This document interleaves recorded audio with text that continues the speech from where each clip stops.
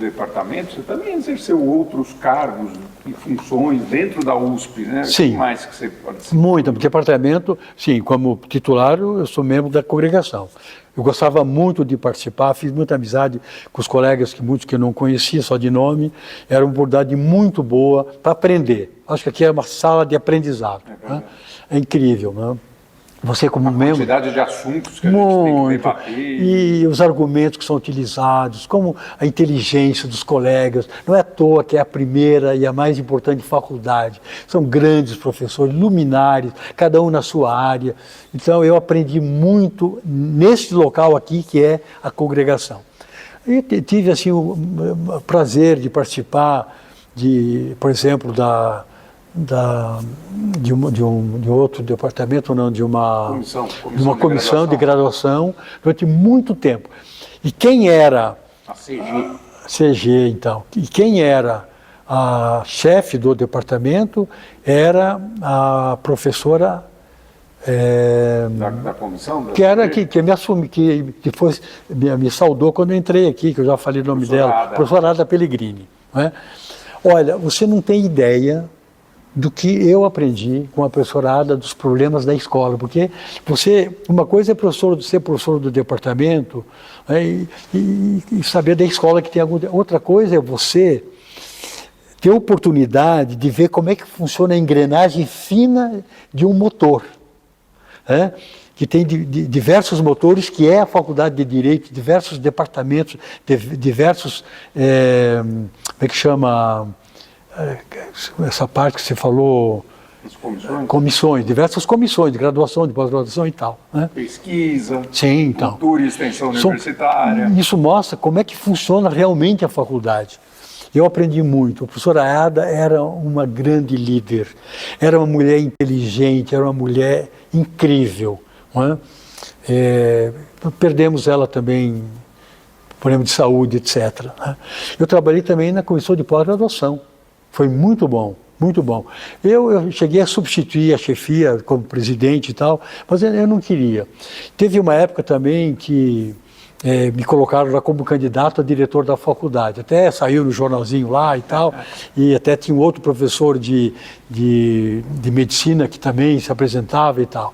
Aí, mas eu não achei que não ia levar adiante aquele projeto, porque eu tinha me aposentado, tinha escritório, e eu não sabia... Tinha se aposentado no Ministério do Trabalho. Ministério do Trabalho, e que eu não podia, eu pensava que eu não pudesse advogar, né? Mas na verdade eu podia, havia um entendimento que eu podia dar parecer, mas enfim, mas nada acontece por acaso e foi muito bom. E, então eu tive isso. Eu tive a oportunidade também de algum tempo integrar a congregação da Faculdade de Direito de Ribeirão Preto. Olha, que experiência boa também. Muito boa, foi incrível. Uma faculdade nova que estava sendo instalada com algumas dificuldades, com projetos muito interessantes, inovadores, uma faculdade, digamos assim, modelo, né, para a qual foi instituída, porque não precisava duas. Então ela tinha que ter alguma coisa diferenciada, né, seja no método de ensino, tempo integral, os professores, maioria tempo integral, num campus, digamos, dentro de uma cidade do interior, embora Ribeirão seja uma grande, é um centro, né, do Brasil. Né? O diretor era o professor Junqueira ainda, não? Não era o professor que veio na sequência dele, o professor aqui de... Poveda, cara maravilhoso, eu ia com ele sempre lá, toda semana, todo mês havia uma reunião da congregação, ia com ele conversando, aprendi muito com ele, com outros colegas também, que iam daqui para lá, e depois veio um professor... É importante isso, né, Nelson? Porque os professores da Faculdade de Direito de São Paulo foram os responsáveis pela implantação do projeto de Ribeirão Preto. Foi mesmo.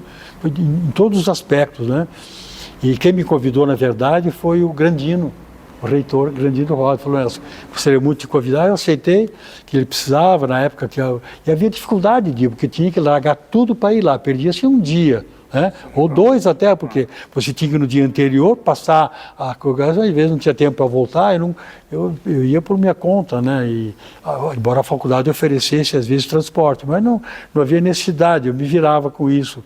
E até teve um outro diretor depois, e por no final teve a professora Mônica Herman, foi a última que eu fiquei. Depois por questões também pessoais e alguma dificuldade de trabalho, eu acabei pedindo para sair. Anda com as próprias pernas. Sim, porque tem professor titular lá, tem professor titular. Né?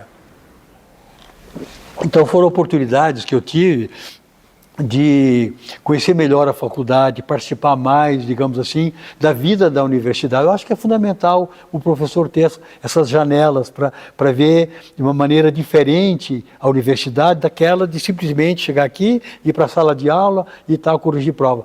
Vida de professor é mais que isso, né? É mais que isso. E você participou da Fundação Arcadas também? Ah, com muita alegria, porque o professor Castro foi o primeiro presidente. E ele falou: Nelson, preciso muito de você lá. Ele não está aqui para confirmar isso, mas eu estou falando, dando um testemunho disso. E aceitei. E era muito complicado na época, porque nós estávamos resolvendo problemas burocráticos, né? Porque tem toda uma burocracia envolvendo o Ministério Público e outras questões, e na época começou a ter uma grande pressão contra as fundações, né? Porque achavam que as fundações elas não poderiam ter a marca USP, não podia ter outra finalidade, etc, etc. E aí houve um certo esmorecimento de um início grandioso que estava tendo a Faculdade de Direito com a sua fundação de apoio, né? Tanto que o professor Castro, na época, tinha alguns projetos interessantes.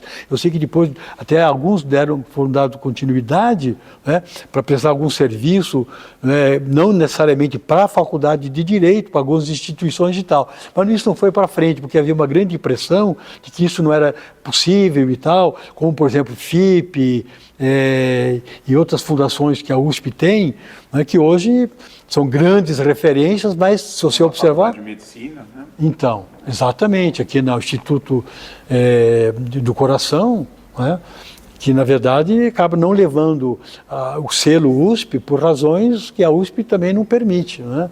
Tem outras fundações também muito interessantes, enfim.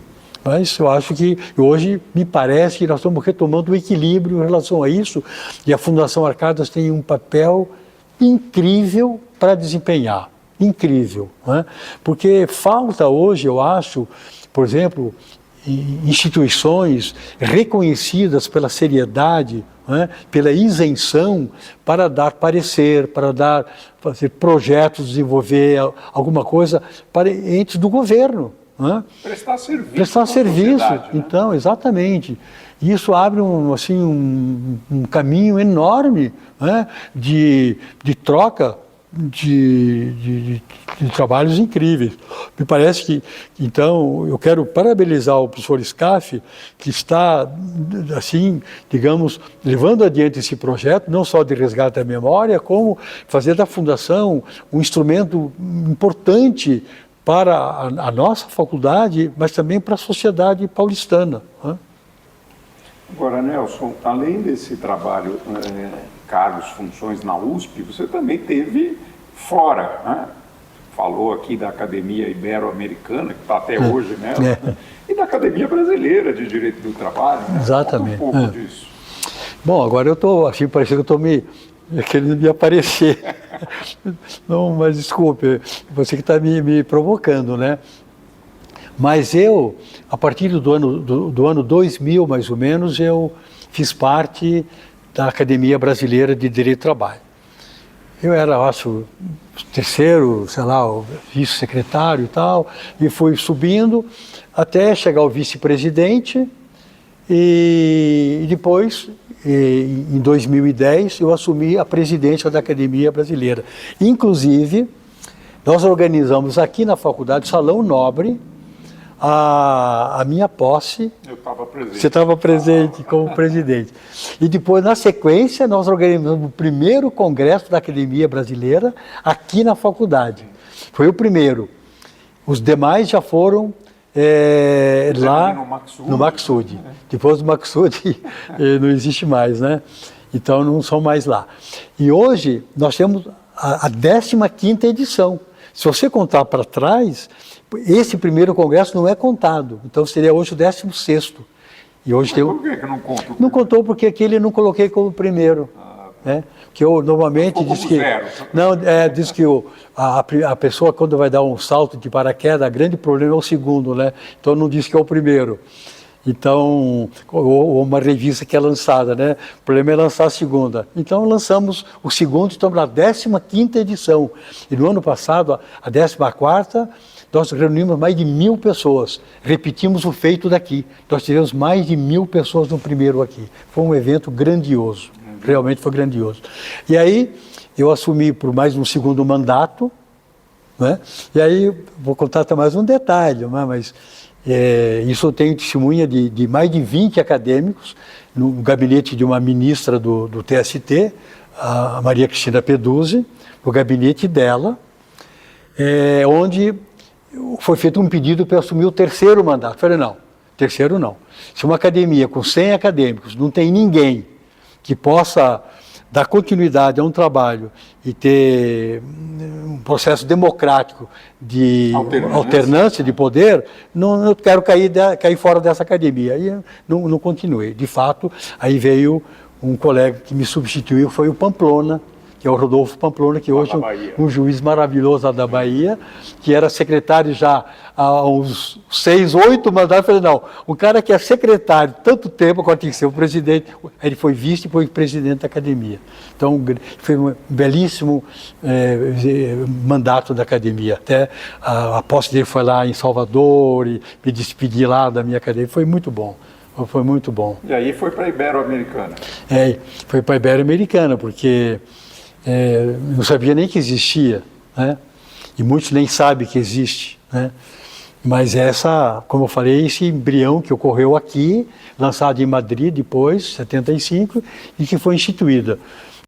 Hoje reúne 55 acadêmicos e nós temos um sistema de ter um presidente, que é aquele que foi o secretário-geral.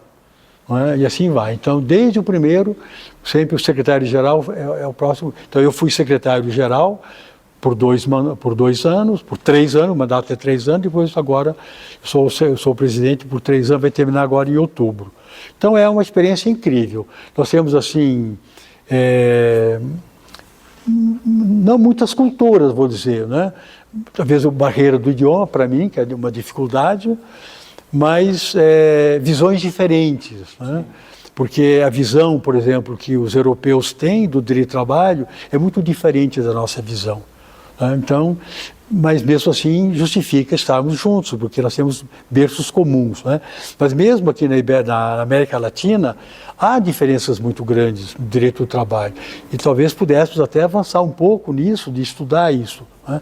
Eu levo meus alunos, os pesquisadores do grupo que eu tenho a honra de coordenar. Fala um pouco dele, do Betrab. Vou falar também. São tantos pesquisadores, são tantos muitos, mestres e doutores que se formou ao longo verdade, desses anos. Verdade.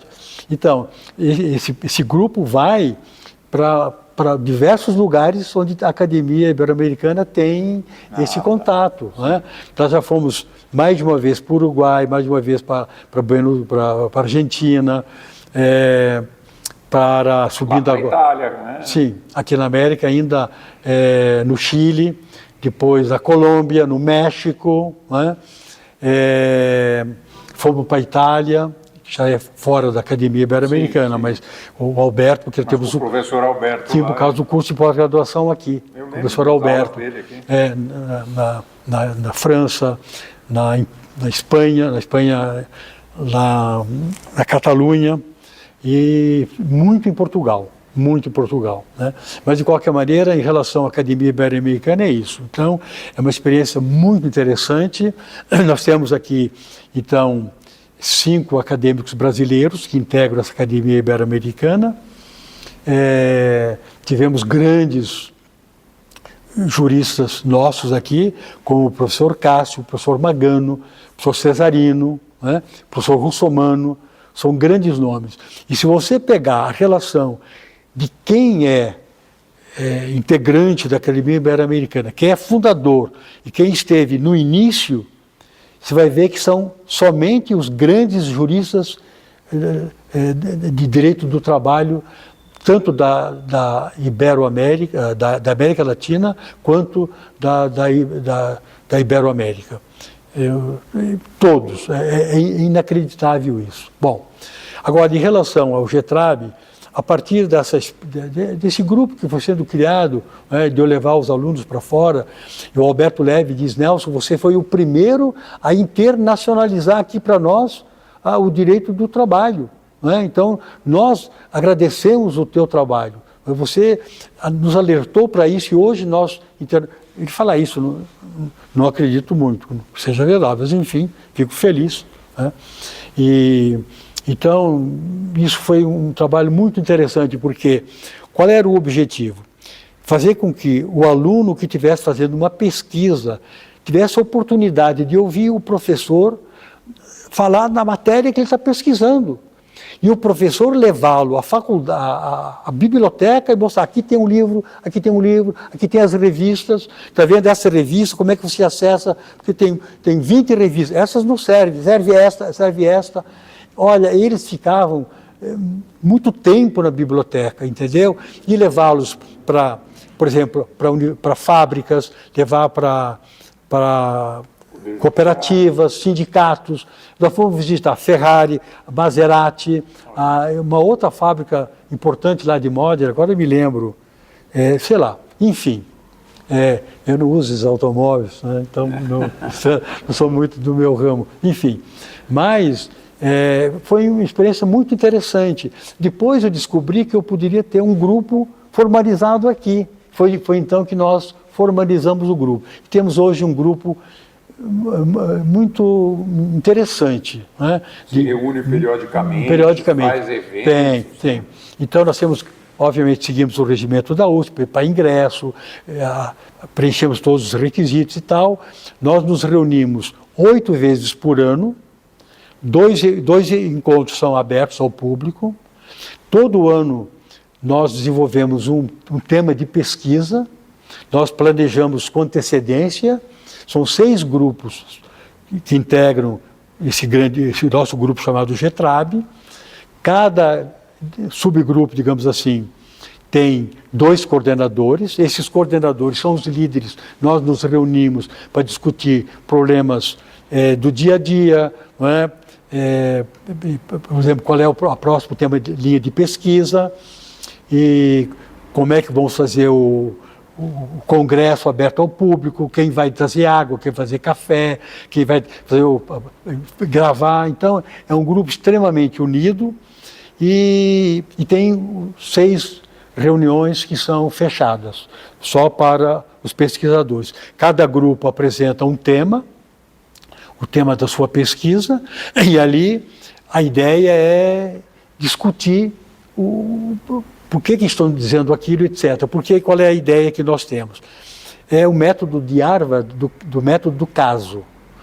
Eu discuto aquele caso tendo um olhar individual, levo para um grupo para eu ter uma visão mais avançada dessa questão e, finalmente, levo para um grupo maior para ter esse debate e apurar essas questões que eu estou discutindo e, finalmente, depois de eu desenvolver sozinho, com o meu grupo, e levar para a equipe toda, para o grupo todo, eu vou escrever aquele artigo que vou publicar no livro desse evento aberto. Então, digamos assim, essa é a forma que nós utilizamos, mais ou menos assim, não é rígido, é bem dinâmico, muito dinâmico. Então temos pessoas muito interessantes, muito motivadas, pessoas que têm orgulho de ser. Eu reúno os meus alunos também todo ano numa propriedade em Biúna, onde passamos o dia lá. Você já esteve lá. Tive a oportunidade de levar os colegas do departamento lá. Eu me lembro muito bem de você e o Jorge jogando ping-pong lá, fazendo churrasco, o seu filho, garotinho, comendo churrasco lá. né? Podemos repetir isso, gostaria muito. É um prazer. Todo ano nós levamos os alunos lá, os pesquisadores, é muito interessante.